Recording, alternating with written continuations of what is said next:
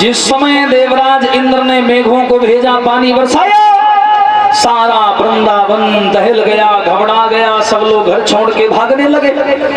कन्हैया के दरवाजे आए, चिल्लाने लगे, बोले घनश्याम तुम्हारे कहने पर हम लोगों ने गोवर्धन का पूजन किया, नतीजा सामने है, देखो परिणाम। इंद्र महाराज हमसे नाराज हैं, मेघों को आज्ञा देकर के वृंदावन को डुबाने में लगे हैं। अब तुम बताओ क्या करें। भगवान बोले परेशान क्यों, जिनकी पूजा करी है वही मदद करेंगे।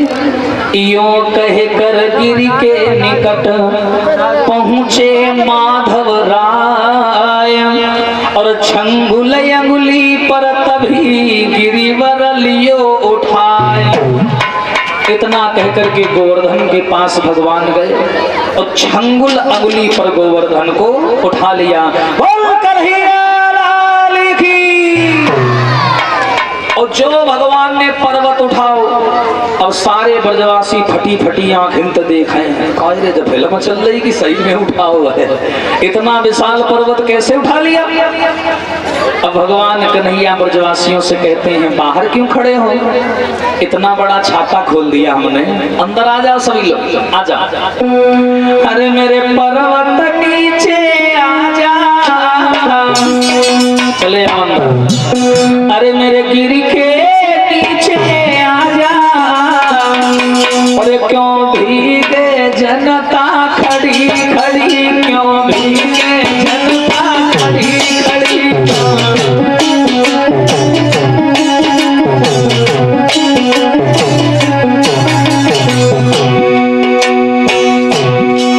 मेरे पर्वत नीचे आ जा, चले आओ मेरे गिरि के अंदर आ जा, क्यों भीगे जनता खड़ी खड़ी, क्यों भीगे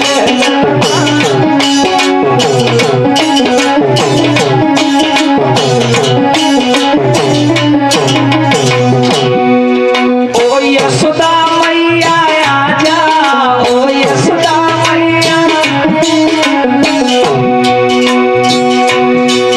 ओ यशोदा मैया आ जा, ओ यशोदा। मेरे दाऊ भैया आ जा, मेरे दाऊ। अंदर आ जाओ सब लोग। तेरे सर की भीड़ी रही पगड़ी, क्यों भीगे जनता खड़ी खड़ी,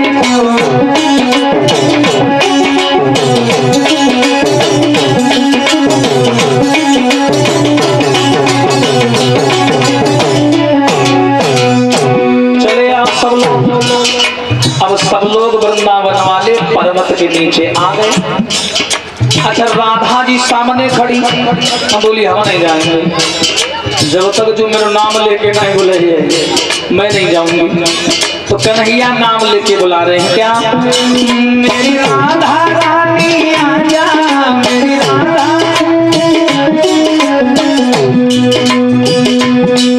ओ ब्रज महारानी आ जा, चुनरी की भीगे लड़ी लड़ी,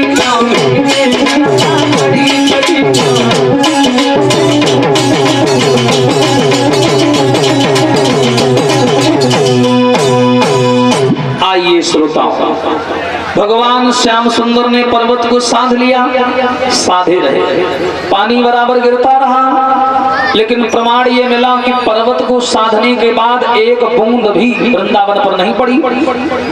अब यहाँ पर प्रश्न ये खड़ा हो जाता है कि मेघों ने 7 दिन बराबर पानी बरसाया, इतना सारा पानी गया तो गया कहाँ। विचार करिए, आधुनिक समय के वक्ता लोग तो ये बोलते हैं कि भगवान कन्हैया ने पर्वत को गर्म कर दिया था, सारा पानी भाप बन के उड़ जाता था। विचार करिए, अगर कन्हैया ने पर्वत गर्म किया होता तो नीचे वाले लोग जिंदा बच पाते, कितना तापमान अधिक हो जाता उसका भाप से उड़ाने के लिए। गोवर्धन इतना विशाल था। आइए ये प्रमाण मिलता है सुख सागर, लेके चलते हैं त्रेता युग में। जिस समय भगवान श्री रामचंद्र का मैया जानकी जी के साथ में विवाह हुआ ना, तो मैया जानकी को लेकर के भगवान राम अयोध्या आए और ये क्षत्रियों का और सूर्यवंशियों का रघुकुल वंशियों का ये धर्म था, ये ब्राह्मणों की बड़ी सेवा करते थे। तो इन्होंने क्या किया, राम जी के विवाह की खुशी में दशरथ जी ने चारों पुत्रों के विवाह की खुशी के उपलक्ष्य में अपने यहाँ ब्राह्मणों की एक ज्योनार बुलवाई और उस ज्योनार में समस्त ब्राह्मणों को लोगों ने भोजन कराया। और उसी ब्राह्मणों की टोली में माताओं एक ब्राह्मण और आए थे, नाम था अगस्त मुनि महाराज। और ये अगस्त मुनि वही ब्राह्मण हैं जिन्होंने पूरे समुद्र को एक ही बार घूंट के पी लिया था। हाँ, छोटे से उन कुंभज ने पूरा सागर लयो डकार। बताते हैं महाराज अगस्त मुनि, जिनका दूसरा नाम कुंभज ऋषि है, ये भी आए वहां पर भोजन करने। तो कुंभज ऋषि अगस्त मुनि का एक स्वभाव थोड़ा टेढ़ा था, वो था जात पात का। ये जात पात बहुत माना करते थे। कुछ ब्राह्मण वहां पर बैठे थे जिनके नाम के पीछे पाठक लगाया जाता था, तो ऐसे ब्राह्मणों को ये निरादर मानते थे महाराज। तो इन्होंने क्या किया, थोड़ा कोने में जाकर के बैठ गए। बोले मैं इनके साथ भोजन नहीं करूंगा, कोने में जाके बैठूंगा। एकांत में जाके ये भोजन करने लगे और मैया सीता सबको भोजन परोसने लगी। सबने भोजन किया और मैया सीता बाद में सबको पानी देने आई, तो सब संतों को पानी दे दिया, लेकिन अगस्त मुनि महाराज कोने में उनको देख नहीं पाई। और जब नहीं देख पाई, वे बेचारे गुस्सा के मारे प्यासन मरे जाए। हाँ, ब्राह्मण आदमी स्वाभिमानी व्यक्ति मांगे कैसे पानी, तो उन्होंने पानी नहीं मांगा। बाद में मैया सीता को पता चला तो जग लेके पानी को गई, बोली महाराज पानी। अगस्त मुनि एकदम क्रोध में, लाइए। अब ये पिलाती जाए, अब अगस्त मुनि गुस्सा में पीते ही जाए, पीते ही जाए, पीते ही जाए। पूरे भैया ड्रम के ड्रम खाली हो गए, लेकिन इनकी प्यास नहीं बुझी। और जब प्यास नहीं बुझी तो मैया सीता दौड़ करके राम के पास आई।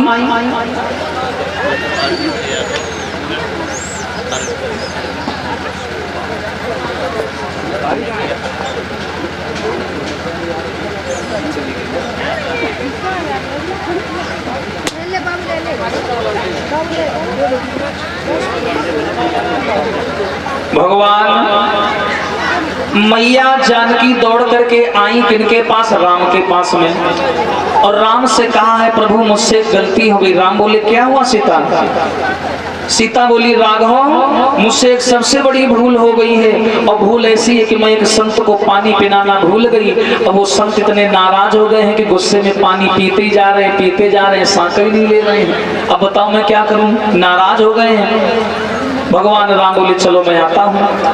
भगवान राम अगस्त मुनि के सामने आए, दोनों हाथ जोड़ करके कहा भगवान माफ करना, मैं जानता हूँ आप नाराज हो, लेकिन मैं भी इस समय मर्यादा पुरुषोत्तम का बिंदु लेकर के आया हूँ। मैं कोई भी चमत्कारी कार्य नहीं कर सकता, मेरा जो जीवन है आम आदमी के जैसा है, मैं कोई चमत्कारी लीला नहीं कर सकता, इसलिए क्षमा करो महाराज, इस युग में तो मैं आपकी प्यास नहीं बुझा पाऊंगा, लेकिन जब द्वापर युग में आऊंगा तब मैं तुम्हारी प्यास अवश्य मिटाऊंगा। इसीलिए माताओं कन्हैया ने जब पर्वत उठाया तो अगस्त मुनि महाराज को न्योता दिया कि आ जाओ, समर चालू है, हाँ आ जाओ, जितना पीने पी ले।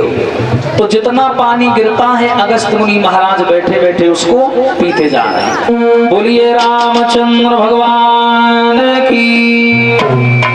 और ये श्रीमान अरविंद कुमार यादव जी अरविंद मोटर्स भोगांव से हैं। आपकी तरफ से हम सबका आचार्य जी का समस्त स्टाफ के मेंबर्स का सम्मान हो रहा है और भी लोगों का सम्मान हो रहा है। भगवान से आशीर्वाद की कामना। बोलिए कन्हैया लाल की।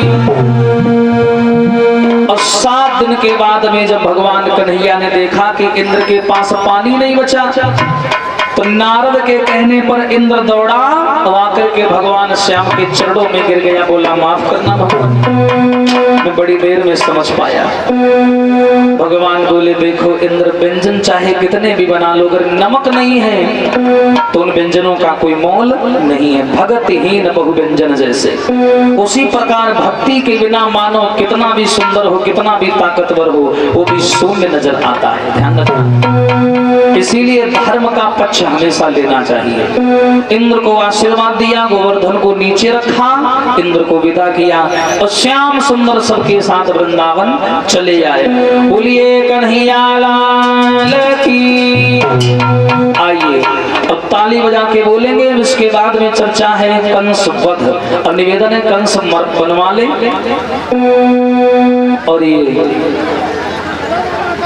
और आदरणीय श्रीमान रिंकू जी नगला वधा से हैं, सम्मान के तौर